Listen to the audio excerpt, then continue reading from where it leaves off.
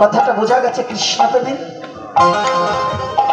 এই পথটা রাধা বল্লভের, এই পথটা উনি হচ্ছেন মহাজন। কত বড় কথাটা বলেছে, তোমার পাশে যেজন আছে, তোমার যদি কৃষ্ণ প্রেম উদয় হয়ে থাকে, তুমি তো নয়নে কৃষ্ণ ছাড়া আর কিছু দেখতে পাবে না। আপনারা এখন দেখছেন আদি সনাতন অফিসিয়াল ইউটিউব চ্যানেল।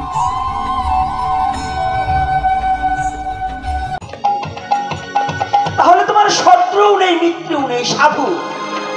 এই যে সাধুর স্বভাব, কৃষ্ণ প্রেমের ভাব, শত্রু পর্যন্ত মিত্র হয়ে যায় যদি কারো হৃদয়ে একবার কৃষ্ণ প্রেমের উদয় হয়। হরিবল হরিবল। যার হৃদয়ে মাঝে একবার কৃষ্ণ প্রেম উদয় হয়ে যায়, এই বিশ্ব জগৎ তার কাছে আপন হয়ে যায়। তার কোনো পর থাকে না, সবাই আপন হয়ে যায়। কি বাবা, পর থাকে নাকি সাধু বাবা? আপন হয় না? তাহলে যারা কৃষ্ণ প্রেম যে হৃদয়ে জাগ্রত হয়, তারপর হিংসা থাকে কোথায়? তা তুমি যদি কৃষ্ণ নামে নাম শ্রবণ করতে করতে যদি তোমার প্রেম উৎপন্ন হয়, তোমার পাশে যদি একটা বালকও থাকে, সেই তোমার কাছে কৃষ্ণ, তাকে বক্ষে জড়িয়ে ধরে। এটাই কৃষ্ণ প্রেমের সূক্ষ্ম বিচার্য বিষয়। আর একটু দেখুন, সাধু কারে বলে, সাধু হলে কি হয়, সাধু সঙ্গ করলে কি হয়, এই মহাপ্রভুর লীলার মধ্য দিয়ে আমাদের জীবকে কি শিক্ষা দিলেন। কুর্ম আকৃতি হয়ে গেছে, একেবারে ছোট হয়ে গেছে। গঙ্গার মধ্যে 13 দিন একভাবে, কিভাবে? ভগবান না পারে এমন কোন কাজ আছে? রাধে রাধে। ভগবান পারে কিনা? শ্রীকৃষ্ণ চৈতন্য মহাপ্রভু ভগবান কিনা? এই শ্রীকৃষ্ণ চৈতন্য মহাপ্রভু ভগবান কিনা? আস্তে আস্তে হয়, কি বাড়িতে খাইয়ে আসেন নাই? মহাপ্রভুর বেলায় জোর দিতে হবে। কলির পাবন অবতারী গৌর হরি, যত অবতার আসুক, কলির পাবন অবতারী গৌর হরি। গৌরকে যে না মানে, তার কোনো ভজন হবে না, কোনো ভজন হবে না। সনাতন ধর্মে জন্মগ্রহণ করে, কলির যুগে জন্মগ্রহণ করে, যুগ অবতার, যুগ নায়ক একমাত্র শ্রীমান গৌর হরি। ঘন অবতার বহুবিধ হতে পারে, কিন্তু যুগ অবতার মহাপ্রভু। ঘন অবতার বহুবিধ হতে পারে, অস্বীকার কাউকে করা যাবে না, কারণ না হলে গীতা মিথ্যা হয়ে যাবে। এই আদায় আদাহি ধর্মস্য গ্লানি, এই শ্লোক না হলে মিথ্যা হয়ে যাবে, ভগবান মিথ্যাবাদী হয়ে যাবে। কিন্তু ঘন অবতার আর যুগ অবতারের তাৎপর্য আছে। অবতার সব হতে পারে, ঘন অবতার আর যুগ অবতার, এটা ব্রেনে ঢুকাতে হবে। এই বোধগম্য যে জাতির নাই, ওটা চামড়া মোটা শুয়োরের মতো। শুয়োরে পিটালেও যেমন তার ভিতরে ঢোকে না, আর যে জাতি সনাতন ধর্মে জন্মগ্রহণ করে গৌরকে বাদ দিয়ে ভজন করে, ওর ওই শুয়োরের মতো দশাই হয়। কারণ যে গৌর হরি যুগ নায়ক, যুগ অবতার। এই আজকে হরিনাম পেয়েছেন না, যদি কেউ এখানে কোনো ভক্ত থাকেন, বলবে যে ওই ওরাকান দিয়ে আমার হরিচাঁদ ঠাকুরকে আমি দণ্ডবোধ করি, তিনি আনছে হরিনাম, মিথ্যা কথা। তাও হবে না। তিনি প্রচার করেছে, ঠাকুর প্রচার করেছে হরিনাম। এই হরি বল গৌর হরি, হরিচাঁদ ঠাকুর জন্মের আগে গৌর হরি হরি বল বলেছে। চৈতন্য চরিতামৃত না হলে মিথ্যা হয়ে যাবে। তখন হরিচাঁদ ঠাকুর যশোমন্তর ঘরে আসেনি, তখনও গৌর হরি হরিবল বলে লাফিয়েছিল। এটা প্রমাণ আছে না মিথ্যা? তাহলে হরিনাম পূর্বেও ছিল, এখনো আছে, ভবিষ্যতেও থাকবে। তাহলে আমার গৌর হরি, এই হরিনাম কোনো বন্ধ হবে না। তাহলে আমার যে গৌর হরি, সেই গৌর হরিকে আজকাল অনেক মতপথ, অনেক মত আদর্শ লোকে গৌরকে মানতে চায় না।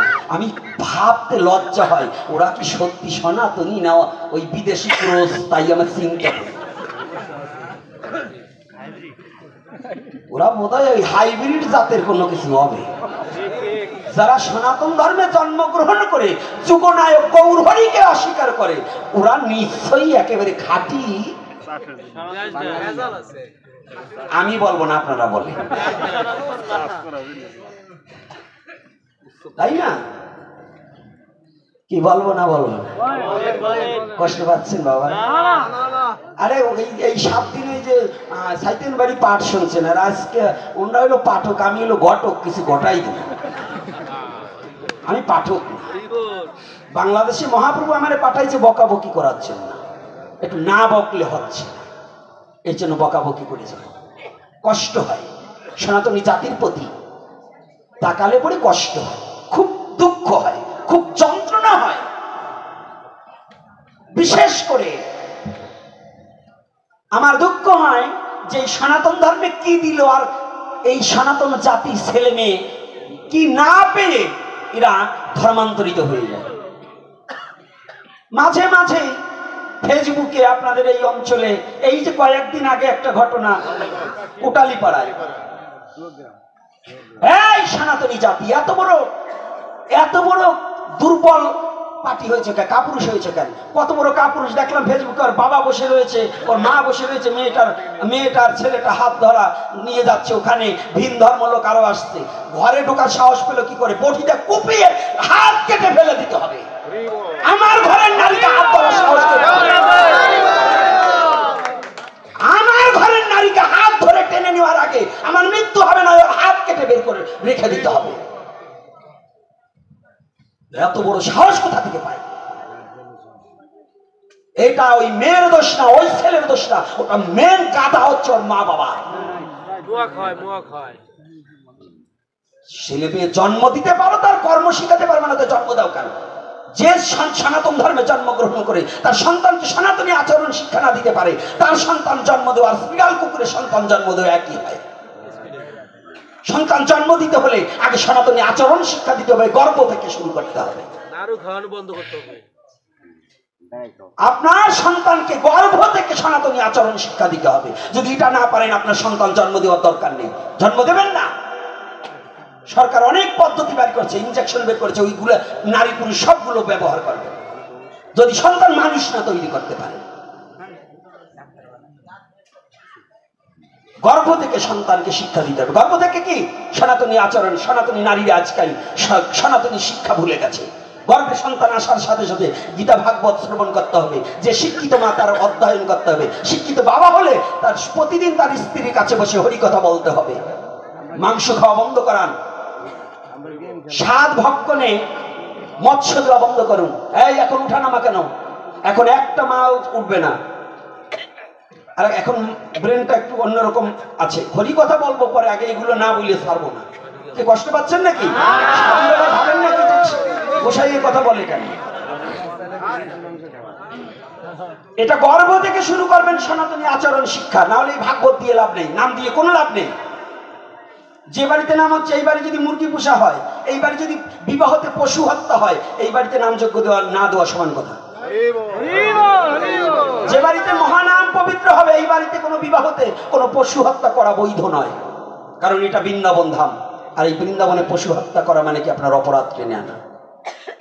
রাগ করবে না, অসীম বাবু যেন আবার কিছু ভাবে না, আর ভাবলেও কিছু করবার নাই, না আগামীতে নিমন্ত্রণ করবে না, তাতে কি হয়েছে? যে সময় আমি আসিনি তখন ভাত জোটে নাই। সত্যি কথা বলতে কি ভয় পাবো নাকি? গান বেরিয়ে আইসি থাইতে কি ভয় পাবো নাকি? এই জন্য সত্যি কথা বলি দেবো, সাবধান। সনাতনী আচরণ শিক্ষা দিতে হবে আপনার প্রত্যেকটা ছেলে মেয়েকে, না হলে ওই রকম অবস্থা হবে। আর সনাতনী ছেলে মেয়েদের সাহস রাখতে হবে। আমার ঘরের ভিতর ভিন জাতি একজন ভালোবাসায় আসতে পারে, কোনো আপত্তি নাই। আমার মেয়েকে আমার স্ত্রীর গায়ে হাত দেওয়ার মতো যোগ্যতা কার আছে? হাতটা কেটে রেখে দিতে হবে, হাতের কাছে যা পাবে। এই শক্তি এবং এই সাহস নিয়ে পথ চলবে। হে মায়েরা, একটা কথা জেনে রাখবে, নিজের সম্মানকে, নিজেকে অস্তিত্ব রক্ষা করতে হলে অস্ত্র হাতে নিতে হলেও নিতে হবে, দা বটি যা আছে তাই হাতে নিবে। কারণ তবু নিজের সম্মান রক্ষা করতে হবে। আপনাদেরও দোষ আছে, রাস্তাঘাটে আপনারা বেপরোয়া হয়ে বেড়াবেন না। ধর্ম পরে, আগে নিজের আচরণ না ঠিক করলে কোনো ধর্মে কাজ হবে না। আগে আচরণটাকে পরিবর্তন করতে হবে। এজন্য আপনি যে ধর্মে জন্মগ্রহণ করেছেন খালি কৃষ্ণের হাতে বাঁশি দেখে না, তুরু তুরু করে বাজাইয়ে খালি প্রেম শিখেন না। ওই কৃষ্ণের হাতে বাঁশি আর ওই কালীর হাতে আছে অসি। কি সাধু বাবার আছে নাকি? এই অসি কান, দেবতাদের হাতে অস্ত্র কান, হ্যাঁ অস্ত্র কান, অসুরকে খালি মা সাজলে হবে না, সময় সময় ডাকিনিও সাজতে হবে। কি খালি সাজতে হবে না? সনাতন ধর্মের নারীকে যত উন্নত স্থান দিয়েছে পৃথিবীর কোন ধর্ম নারীকে এত সম্মানের জায়গা দেয়নি। নারীকে দেবীর সাথে তুলনা করা হয়েছে। যা দেবী সর্বভূতেষু মাতৃরূপেণ সংস্থিতা নমতস্যৈ নমতস্যৈ নমতস্যৈ নমো নমঃ। হ্যাঁ নারী ভুলে যেও না, তোমাকে দেবীর সাথে তুলনা করা হয়েছে। আর সেই সনাতন ধর্মের আজ ছেলে মেয়েরা ধর্মান্তরিত, মেয়েরা ধর্মান্তরিত হচ্ছে। এই মেয়েগুলো কি পাচ্ছে? শুধু ওরা ভুলে যাচ্ছে ওর দেহটাকে কুকুরের মতো ছিঁড়ে খাওয়ার জন্য ভিন ধর্মের লোকেরা কামাতুর কাম চরিত্র কাম বাসনা মেটাইবার নিমিত্তে তোকে লাভ জিহাদের প্রলোভন দিয়ে ভালোবেসে তোকে ঘরে নেবে, কিন্তু কুকুরের মতো ছিঁড়ে ছিঁড়ে খাবে, কোনোদিন সম্মান দেবে না। আর যদি সম্মান পেতে চাস এই সনাতন ধর্মের মেথরের ছেলেকেও যদি বিবাহ করতে পারিস তাতেও তোর জীবন ধন্য। তথাপি সে সনাতনী হরিনাম করে।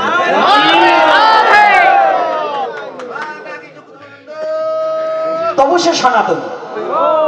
আমি হরিকথাকে বিশ্রাম রেখে এই কথা বলে দিচ্ছি। এই জন্য প্রত্যেকটা যুবক যুবতী আপনাদের এখানে অ্যালার্ট থাকতে হবে। এবং প্রত্যেকটা মেম্বার চেয়ারম্যান থেকে যারা এখানে গুণীজন জ্ঞানীজন আসছেন, আপনার বাড়ির আপনার গ্রামের সম্মান আপনার রক্ষা করার দায়িত্ব। এইটা যদি আপনারা না পারেন তাহলে আপনারা শাখা সিঁদুর পরে হিজড়া হয়ে করতে হবে। যদি নিজের জাতিকে রক্ষা না করতে শিখেন তাহলে আপনি কি মানুষ হয়েছে? নিজের জাতিকে রক্ষা করবার জন্য এগিয়ে আসতে হবে। তবে কোন ধর্মের নিন্দা মন্দ করা যাবে না। আমরা কাউকে নিন্দা, আমাদের সনাতন ধর্ম কাউকে নিন্দা শিখায়নি, এটা আমাদের কোনো শিক্ষণীয় বিষয়বস্তু নয়। সনাতন একটা পবিত্র ধর্ম, যে ধর্মে কাউকে নিন্দা করা শিক্ষা দেয় না। পরিষ্কার কথা। আর কৃষ্ণ প্রেমের এই কথাটা বলার আগে এটা বলে নিলাম। এটা বললাম কেন? আমার জন্য না। আমার জন্য বলেছি? এটা কার জন্য? আমার জাতির জন্য, আমার সমাজের জন্য, আমার ধর্মের জন্য। কেঁদে কোনো লাভ নেই। আপনি এখানে কৃষ্ণ বলে গড়াগড়ি দেবেন, আপনার মেয়ে ভিন ধর্ম গ্রহণ করবে, অন্য ছেলের সাথে চলে যাবে, আপনার এই কেঁদে কোনো লাভ হবে না। ওই কান্নাকাটি বন্ধ করে আগে নিজের ঘর সামলাতে হবে। যে নারী এখানে এসে কোলাকুলি দেন, নিজের স্বামীরে প্রণাম করতে জানেন না, উনি ভাগবতে আসবেন না। যে ছেলে তার মা বাবাকে প্রণাম করতে পারেন না, আমাকে প্রণাম করবার আসেন, জীবনে আমাকে প্রণাম করবেন না। কারণ তোমার মা বাবাকে প্রণাম করতে শেখনি। তুমি যদি তোমার পিতার প্রতি শ্রদ্ধা না করতে পারো, তুমি একজন বৈষ্ণবের প্রতি কি করে শ্রদ্ধা করবে? অর্থাৎ তোমার গোড়াই গলত। রাধে রাধে। কি কষ্ট পাচ্ছেন মা? নাকি এবার বকাবকি করবেন? আর বকলেও আমি শুনবো না। এইদিকে তাকাও মা, এখন আর ওই মোবাইলের দিকে নিজের দিক তাকাবা না, এখন আমার দিক তাকাবা। এখন আমার দিক তাকাইতে হবে। এখন যে কথাগুলো বলছি ভাগবত এক জায়গায় ভগবানের লীলাকে বিশ্রাম দিয়ে আমি বলছি। কেন? ওখানে দাঁড় করিয়ে রেখে আমি বলছি এটা আমার আগে দরকার। এইটাকে যদি রক্ষা না করতে পারি তাহলে এই কৃষ্ণ কথা শুনবে কে আর করবে কে? কে করবে? আগে এটার প্রয়োজন। আগে আমার জাতির ভুলগুলাকে সংশোধন করতে হবে। সাবধান, যারা ব্যবসা করেন, আপনার বাড়িতে যুবতী স্ত্রী, যুবতী মেয়ে, যুবতী ভাইজি, যুবতী বোন থাকলে ভিন ধর্মের কোন ছেলেকে বাড়িতে ভাত নিতেও পাঠাবেন না। ভাত নিতেও পাঠাবেন না। আজকে আপনার মেয়ে ভাত দেবে, ওই টিফিন করে বাটি দরবার যাবে, 3 দিনের দিন হাতে একটা টিপ মারবে, 4 দিনের দিন নাম্বার দেবে, 5 দিনের দিন হ্যালো হ্যালো হ্যালো, ওই যে জম্বের যাওয়া চলিয়ে গেল। কথাটা বোঝেন নাই? এর স্যার বাংলা আমি বলতে পারবো। এতেও যদি এই চামড়া মোটা জাতের বোধ না হয় তার এই জন্মে আর হবে না।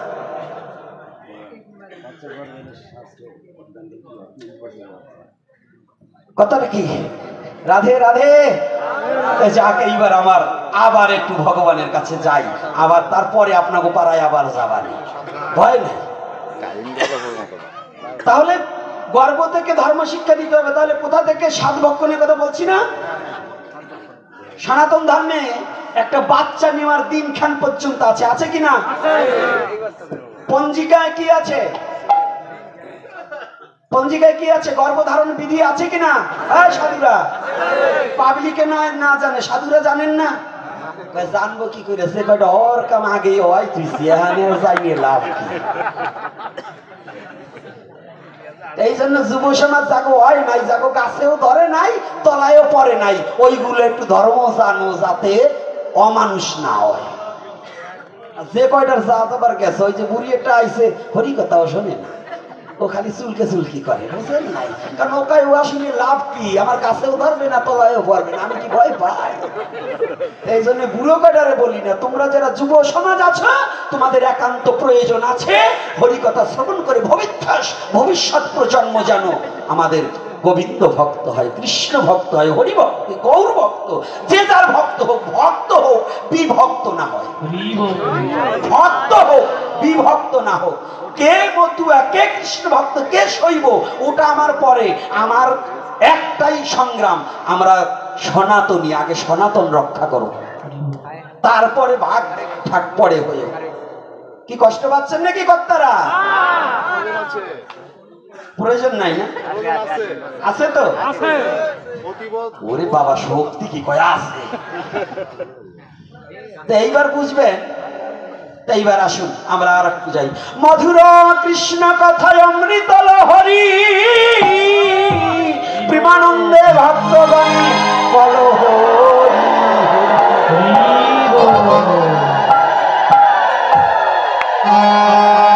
মোবাইলটা কার কাছে? মোবাইলটা কার কাছে? আমার ফোনটা কার কাছে? আমার কাছে দিতে হবে। আমার কাছে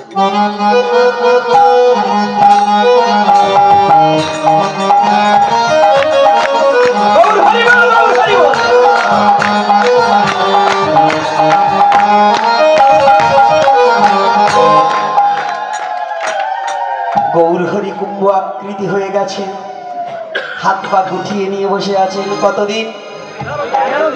কতদিন? এক পক্ষকাল হতে আর কয়দিন বাকি? কয়দিন? আমাদের পক্ষ কয়টা? কয়টা? মিথ্যা কথা, তিনটা। আপনাকে পক্ষ কয়টা? দুইটা। কি কি? আমি বললাম না, আপনাকেও ঠিক, আমারটাও ঠিক। আমি বলছি তিনটা। একটা হলো বাদী পক্ষ, একটা বেবাদী পক্ষ, আর একটা তৃতীয় পক্ষ। কয়টা পক্ষ? মাতুব্বররা আবার চেয়ারে বসে, ওরা আবার ভালো জানে, কারণ ওরা তো ওই অকাম করি বেড়া, এক ধামার কাঁঠাল আর এক ধামায় উঠই দেয়, তাই না বাবা? তাই না? আপনারা ভালো ওইরকম যারা করে, তাই তাদের কয়টা পক্ষ? তিনটা না?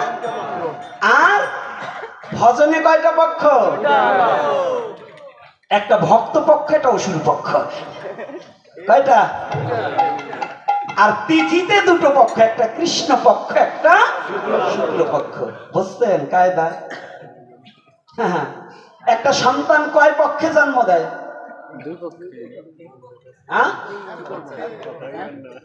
একটা সন্তান কয় পক্ষে জন্ম দেয়? মিথ্যা কথা, তিন পক্ষে। মা, বাবা, ভগবান। পক্ষ কয়টা? তাহলে আমি যে বললাম তৃতীয় পক্ষ, আপনারা তো মানলেন না সেই সময়, একটু মনে মনে হাসছেন। এইবার বিচার করেন সনাতন ধর্ম কি দিতে পারে, একটু বুঝবেন। সনাতন ধর্মে কি আছে বুঝুন। হাস্য ছলে কথা বললেও সনাতন ধর্মে আপনাকে তত্ত্ব শিক্ষা দেবে। হাস্য রসের মধ্য দিয়েও আপনাকে মনুষ্যত্ব অর্জন করার কথা বলবে। সনাতন ধর্ম এমন একটা ধর্ম, হাসতে হাসতেও যদি সনাতন ধর্মের কথা বলা হয়, তাতেও জীবের মঙ্গল হবে। হাস্য রসের মধ্য দিয়ে সনাতন ধর্মের কথা বললে তাতেও জীবে কি হবে বাবা? মঙ্গল হবে কিনা? এই যে বললাম তৃতীয় পক্ষ, তাহলে কয়টা পক্ষ? আমার জন্ম কয় পক্ষে? তিন পক্ষে। মা, বাবা আর পরম গুরু। মার 4, বাবার 4, আর গুরুর দেওয়া 10। এই 18 মোকাম তত্ত্বে ফিরে মহারস। তাহলে কয়জনে জন্ম দিয়েছে আমাকে? খালি 2 জনে পারে? মা বাবা এখানে কত বন্দা মা বাবা আছে, তারা কত চেষ্টা করে, তাদের সন্তান হয় না, কারণ অর্থাৎ আর একজন আছে, সে চায় না, তাই হয় না। সে যদি চাইতো তাহলে হইতো, তাহলে দুজনের সৃষ্টা সন্তান আসে না। তাহলে সে কে? তিনি হচ্ছে আমার অনাদিরাদি গোবিন্দ।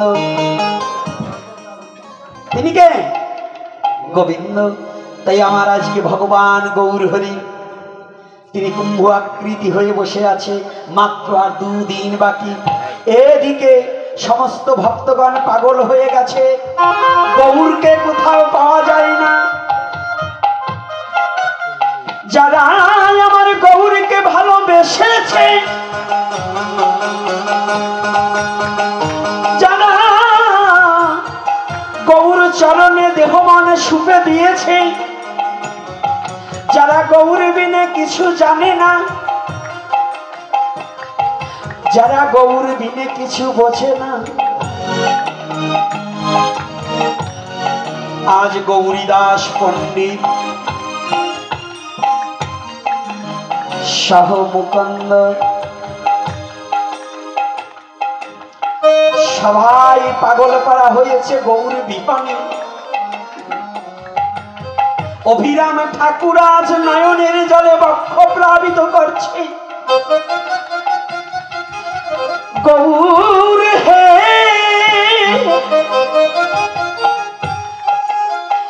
আর কি তোমার দেখা পাবো না,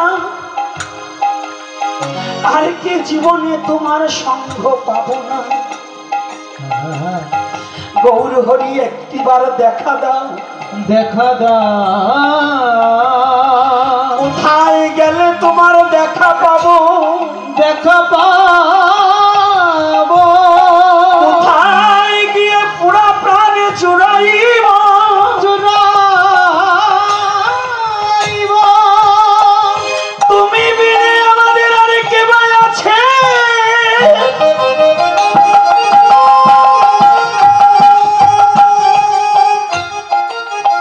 গৌর বলে কাঁদছি। 13 দিন গৌরকে খুঁজে পাচ্ছি, পাগল পাড়া হয়ে গেছে। গৌর আর দর্শনে প্রাণ পাখি প্রাণ যাওয়ার মতো হয়েছে। জানে ও বাবা, পৃথিবীতে রায় রামানন্দ আর মহাপ্রভু সাধ্যের নির্ণয়ে মহাপ্রভু বলেছিলেন রায় রামানন্দকে যে কথাটা একাকী বসে যখন ভাবি নিজেকে সামলাতে খুব কষ্ট হয়ে যায়। মহাপ্রভু জিজ্ঞাসা করেছে রায় রামানন্দের কাছে, রায় বিরহ মধ্য কোন বিরহ সার? বিশ্ব জগতে তো বিরহ, পুত্রহারা বিরহ, কন্যাহারা বিরহ, বন্ধুহারা বিরহ, ভাতৃহারা বিরহ, স্বামীহারা স্ত্রীহারা কত বিরহ আছে। কিন্তু সমস্ত বিরহের মধ্যে শ্রেষ্ঠ বিরহ কি? কোনটা বিরহ? শ্রেষ্ঠ বিরহটা কি? রায় বলছে, প্রভু জানো প্রভু, এ বিশ্ব জগতে তুমি তো সবই জানো, জানার পরেও তুমি আমাকে প্রশ্ন করছো। এই পৃথিবীতে সমস্ত বিরহের মধ্যে শ্রেষ্ঠ বিরহ হচ্ছে কৃষ্ণ ভজন বিরহ, ভিন্ন বিরহ নাই। জানো প্রভু, যারা জগতে ভক্ত, যারা ভজন পথে গমন করেছে, একদিন যদি কৃষ্ণ ভজন থেকে বাদ পড়ে যায়, তাদের মতো দুঃখ আর পৃথিবীতে হতে পারে না।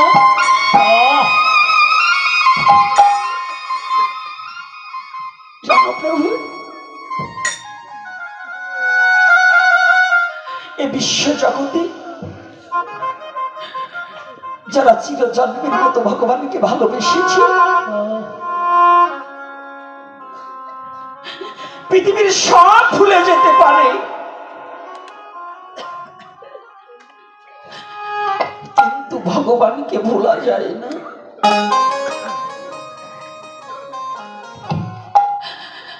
পৃথিবীর সবকে পরিত্যাগ করা যায়, কিন্তু ভগবানকে ত্যাগ করা যায় না।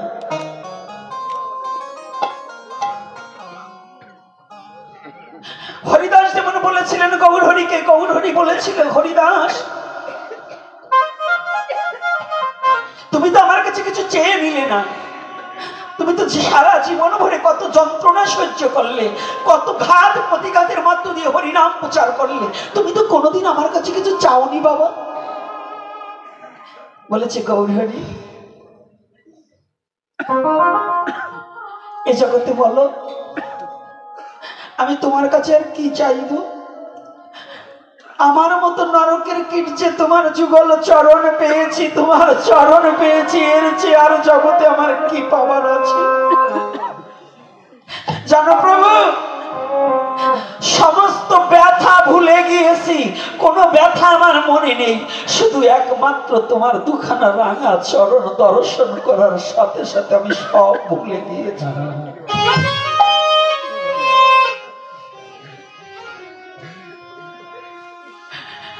আজকে গৌরকে হারা হয়ে তেমন অভিরাম ঠাকুর কাঁদছে। গৌরহরি যেদিন হতে বুঝতে শিখেছি, সেদিন হতে যেদিন হতে তোমার সঙ্গ পেয়েছি, তোমার সঙ্গ বিনে তো আর আমরা সঙ্গ ছাড়া হতে চাইনি।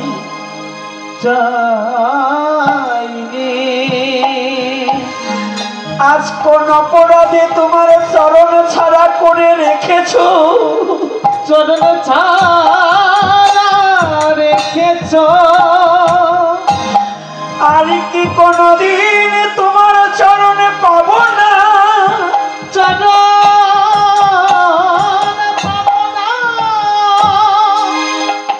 গৌরহরি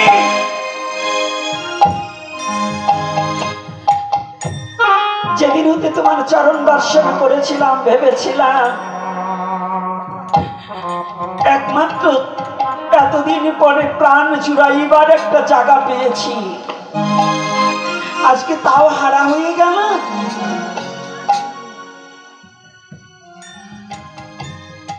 কাঁদছে আর গড়াগড়ি যাচ্ছে গঙ্গার পাড় দিয়ে। এদিকে যারা জেলে,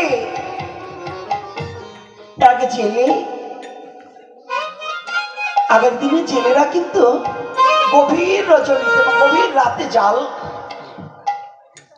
বেয়ে, খেপলা জাল বেয়ে মাছ ধরতো, তাই না?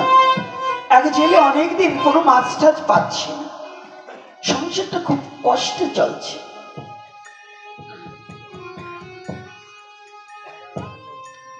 আজকে গভীর রজনীতে গিয়ে ওই গঙ্গায় জাল খেওয়াতে গিয়ে আমার গৌরী ঠিক ওই নাম করছে, আর কৃষ্ণকে ওই যে কৃষ্ণ ভেবে যে জড়িয়ে ধরে ওই কুম্ভাকৃত হয়ে 13 দিন পর্যন্ত গঙ্গার মধ্যে চুপ করে বসে আছে নামে প্রেমে ধীব। ওই জেলে গিয়ে যখন জাল খেওয়া দিয়েছে না, ওই জেলের জালের মধ্যে গৌরহরি আটকা পড়ে গিয়েছে। যখন ওই জালটা টান দিয়েছে, জালটা ওজন থেকেছে, জেলে খুব আনন্দ পেয়েছে, আহা এতদিন পরে আজ বোধহয় বড় একটা মাছ পেয়েছি, যে মাছটা পেয়ে আমার সংসারটা খুব আনন্দে চলবে। রাতের অন্ধকারে আবার একটু একটু জ্যোৎস্নারান্ত ওর মধ্য দিয়ে কিছুটা দেখা যায়। তো প্রথম পাড়ে যখন কাছে কাছে আনছে, যখন গোলাকার এতটুকু ভাবছে বিশাল বড় মাছ, তো যখন দেখবে জেলেরা জাল বাইতে বাইতে যখন জালটা কাছে আসে, তখন কিন্তু একটা ঝাঁকি দিয়ে উপরে টেনে নিয়ে আসে। তো যখন ওই জালটাকে ধরে টান মেরে উপরে নিয়ে আসছে, ওই জালের সাথে মহাপ্রভু উঠে গিয়েছে। মহাপ্রভু যখন উঠে গিয়েছে, জেলে ভাবছে মাছটা তো চলে যাবে, আমি গিয়ে যেতে ধরি। ওই জেলে ভাগ্য ভালো তো, গৌরের কৃপা যার প্রতি হয়। চৈতন্য চরিতামৃতে লেখলেন, ঈশ্বরের কৃপালেশ হয়তো যাহারে, সেই ঈশ্বর তত্ত্ব বুঝিবারে পারে। ভগবানের কৃপা না হলে তো ভগবত তত্ত্ব উপলব্ধি করা যায় না। যখনই গৌরহরিকে উপরে যেতে ধরেছে, যখনই ওই ধীবরে যখনই ওই জেলে গিয়ে যখনই মহাপ্রভুর অঙ্গ পরশ করেছে, হাতি দেখতে পাই মাছ না তো চুপকে উঠেছে। কি কি গো? জেলে কান পেতে শুনতে পায় যেন একটা শব্দ আসছে, হরে কৃষ্ণ হরে কৃষ্ণ কৃষ্ণ কৃষ্ণ হরে হরে, হরে রাম রাম রাম হরে হরে। কি শব্দ গো? আমি তো কোনোদিন এমন শব্দ শুনিনি। জেলে আবার গিয়ে যখনই কাছে গিয়েছে, এখন দেখতে পাই না না না, জেলে যখনই আবার পরশ করেছে, দুবারে যখনই গৌরহরির অঙ্গ পরশ করার সাথে সাথে জেলে কুবৃত্ত বাসনা দুর্বৃত হয়ে গিয়ে শুদ্ধ কৃষ্ণ প্রেমের সঞ্চার হয়ে গেছে।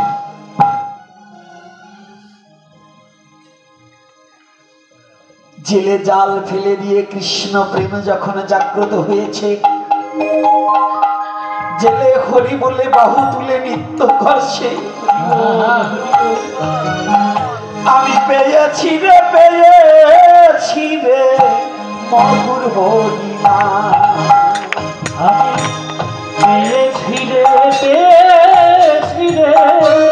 মধুর হরিনা, আমি পেয়েছি রে মধুর হরিনা, পেয়েছি রে মধুর হরিনা। ওরে আমার ভবব্যাধি দূরে গেছে,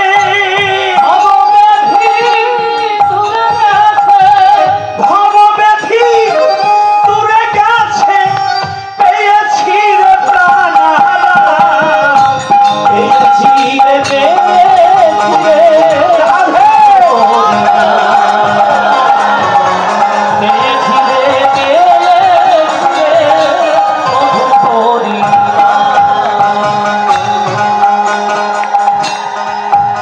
আমি পেয়েছি।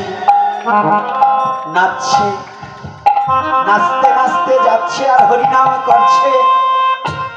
আঙিনায় যখনই গিয়েছে, স্ত্রী বেরিয়েছে, একে তো ভূতে ধরেছে। আরে জাল ফেলে আসলো কই? আমরা আজ কত কষ্টে খাচ্ছি, আর জাল ফেলে দিয়ে হরিবল করে লাফাচ্ছে, তাহলে ভূতে ধরেছে। এসে জেলেকে বলছে, তুমি কি, হ্যাঁ তোমাকে কি ভূতে ধরেছে? তুমি হরিনাম বলছো কেন? ওই ধীবরকে যে ধরছে সেই যেন কৃষ্ণ প্রেমে পাগল হয়ে যাচ্ছে। এই যে সাধু সঙ্গের গুণ, কৃষ্ণ প্রেমের গুণ, যে ধরছে সেই যেন পাগল হয়ে যাচ্ছে। সবাই নাচছে। এদিকে অভিরাম ঠাকুর, আমার মহাপ্রভুর পার্শ্বদে যারা গৌরকে হারিয়ে কাঁদছে, যারা যেই জানে ভাজে কৃষ্ণ সে বড় চতুর, তারা বুঝতে পারলো নাকি এই নাম ওরা কোথায় পেল? নিশ্চয়ই আজকে আমরা গৌরকে 13 দিন যাবত পাচ্ছি না, কোথায়? ধীবরকে এসে বলছে, এ ভাই তুমি যে হরিনাম পেয়েছো কোথা থেকে গো? কোথা থেকে পেয়েছো? বলছি ভাই তার বলো না, আমি আজ না সুপ্রভাতে গঙ্গার ঘাটে গিয়ে যখনই জাল খাও মেরেছিলাম, ওরে কে যেন আমি অন্ধকারে দেখতে পাইনি, কিন্তু আমার জালেই উঠেছে, তাকে পরশ করার সাথে সাথেই আমার এই অবস্থা হয়েছে। তাকে পরশ করার সাথে সাথেই আমার কি হয়েছে? আমার হরিনামে প্রেম উঠেছে। অভিরাম ঠাকুর বুঝতে পারলেন, ভাই চল তো কোথায়? গঙ্গার ঘাটে নিয়ে গেলেন ধীবর। যখনই গিয়ে দেখতে পায়, দূর হতে অভিরাম ঠাকুর তাকিয়ে দেখতে পায় আমার গৌর হরি নাম করছে। গিয়ে সবাই মিলে গৌর হরিকে যখনই তুলেছে, যখনই ভক্তের পরশ পেয়েছে, এইবার মহাপ্রভু বাচ্চক জ্ঞান ফিরে এসে বলছে, কই গো আমার কৃষ্ণ কই? এত সময় কিন্তু কৃষ্ণ কোলের মধ্যে রেখেছিল রাধে, বুকের মধ্যে জড়িয়ে ধরে রেখেছিল কৃষ্ণকে। এটা কৃষ্ণ প্রেম, এটা কৃষ্ণ প্রেম। হ্যাঁ, এটাকে বুঝতে হবে, এটাকে বুঝতে হবে। কথাটা বুঝতে পেরেছি কি? রাধে রাধে। এইবার ওই যে বলেছিল যে তুমি কখন সাধু হয়েছে তুমি নিজেই জানো না। তাহলে সাধু সঙ্গ করলে, যে সাধুর সঙ্গ করে সে সাধু কে হয়েছে সে জানতে পারে। যে সাধুর সঙ্গ করে না সে কোনোদিন জানতে পারে না। এজন্যই শ্রীল সুখদেব গোস্বামী বলছেন সাধু সাধু সাধু। অর্থাৎ তুমি এমন সাধু হয়েছো যে তোমার কর্তব্য কর্মের কথাটা তুমি জানতে চেয়েছো। তাহলে কর্তব্য কর্ম করাটাই আমাদের ধর্ম, নাকি বাবা? প্রত্যেকের একটা কর্তব্য কর্ম আছে না? যাক, আর দীর্ঘায়ু করবো না। আজকে একটু হরিনাম হবে, আর নামের আগে যে এইবার একটু লোভের কথাও বলি, লাভের কথাও বলি। ভাগবত শ্রবণ করলে দক্ষিণা দিতে হয়, দিতে হয় না? যদি বলেন টাকা নেই, টাকার প্রয়োজন নেই, একটা তুলসীর পাতা আর না হয় একটা পুষ্প দিতে হবে টাকা না থাকলে। কিন্তু পকেটে টাকা থাকলে ঠকাবেন কেন, নাকি? আর শুধু ভক্তজন, প্রসাদের ব্যবস্থা আছে, প্রসাদ না পেয়ে কেউ যাবেন না।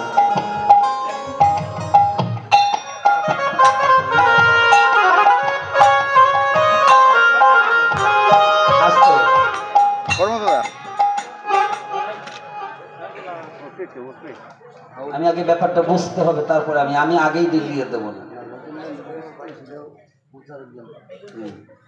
জয় নিতাই। শ্রী শ্রী সার্বজনীন জগন্নাথ মন্দির, স্থান আমগ্রাম, পূর্বপাড়া, চণ্ডীপাড়া, বটতলা, রাজের মাদারীপুর। রাম মন্দির শুভ উদ্বোধন 22 জানুয়ারি 2024। বিশেষ দ্রষ্টব্য